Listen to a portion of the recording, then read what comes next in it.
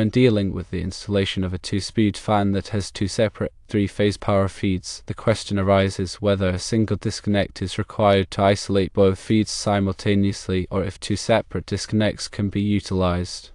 According to standard electrical practices and the National Electrical Code, using two separate disconnects is indeed permissible.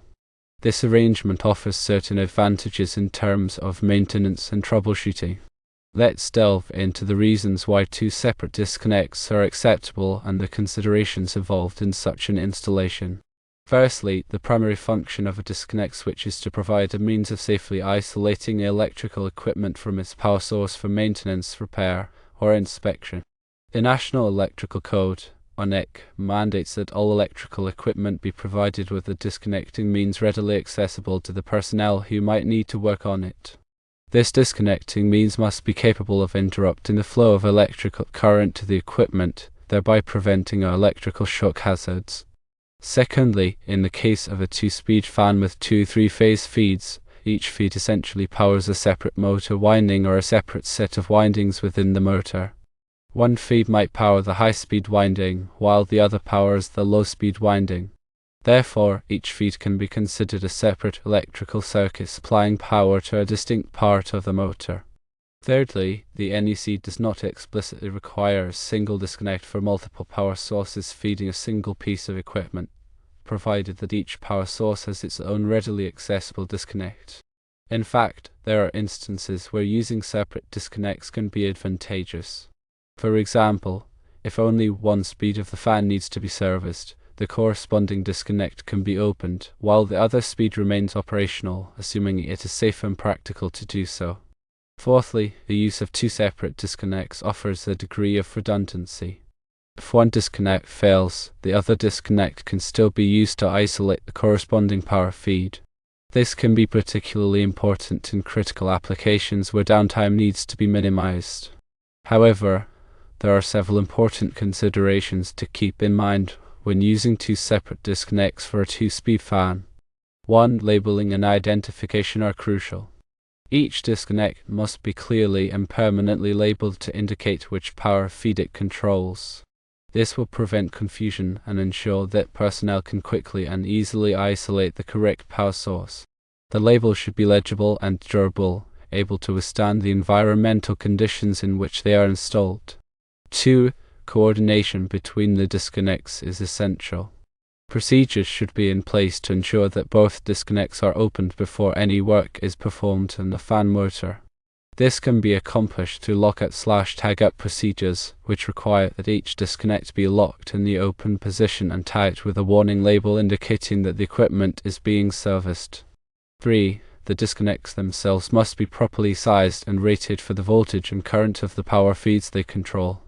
The disconnect should also be suitable for the environment in which they are installed.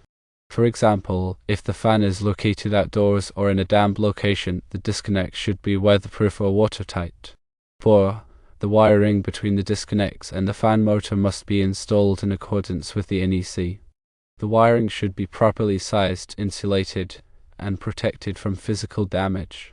Conduit or other suitable raceway should be used to enclose the wiring. 5. Grounding is a critical aspect of any electrical installation, and the two-speed fan is no exception. The fan motor and the disconnect enclosures must be properly grounded to provide a path for fault current to flow back to the source. This will help to protect personnel from electrical shock hazards. 6. Compliance with local codes and regulations is paramount. In addition to the NEC, local jurisdictions may have their own electrical codes and regulations that must be followed.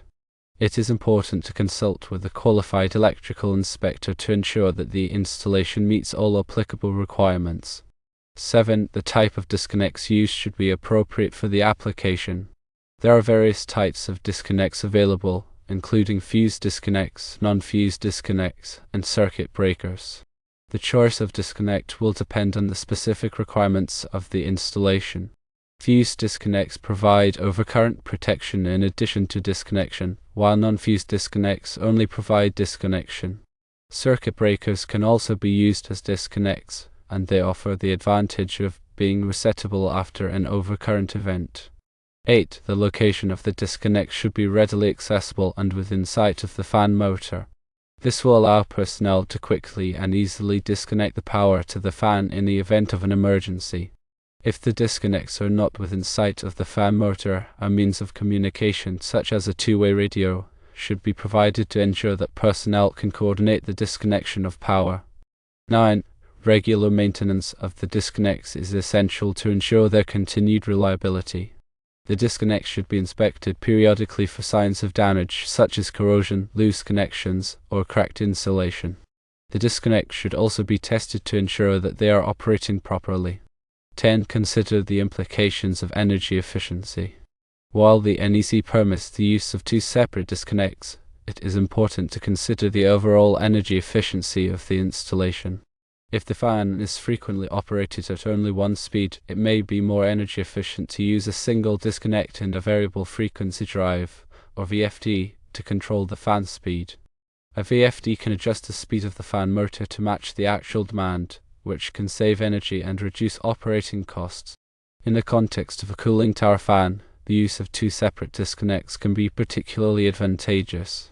Cooling towers are often located in harsh environments, where they are exposed to moisture, chemicals, and extreme temperatures. The ability to isolate each power feed separately can simplify maintenance and troubleshooting in these challenging conditions. Furthermore, cooling tower fans are often critical components of industrial processes. A failure of the fan can lead to a shutdown of the entire process, resulting in significant economic losses. The redundancy offered by two separate disconnects can help to minimize downtime in the event of a disconnect failure. In summary, while a single disconnect is not explicitly required for a two-speed fan with two three-phase feeds, the use of two separate disconnects is perfectly acceptable under the NEC and can offer several advantages.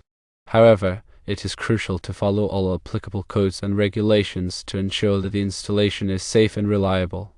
Proper labeling, coordination, sizing, wiring, grounding, and maintenance are all essential to the successful implementation of a two-disconnect system. Consider consulting with a qualified electrical engineer or inspector to ensure the installation meets all applicable requirements and best practices. The use of two separate disconnects provides flexibility and redundancy as long as all safety and code requirements are met. It is vital to ensure that each disconnect is properly labeled and that lockout/tagout procedures are followed during maintenance. By adhering to these guidelines, the installation will be safe, reliable, and compliant with all applicable standards. The key is adherence to best practices and local electrical codes.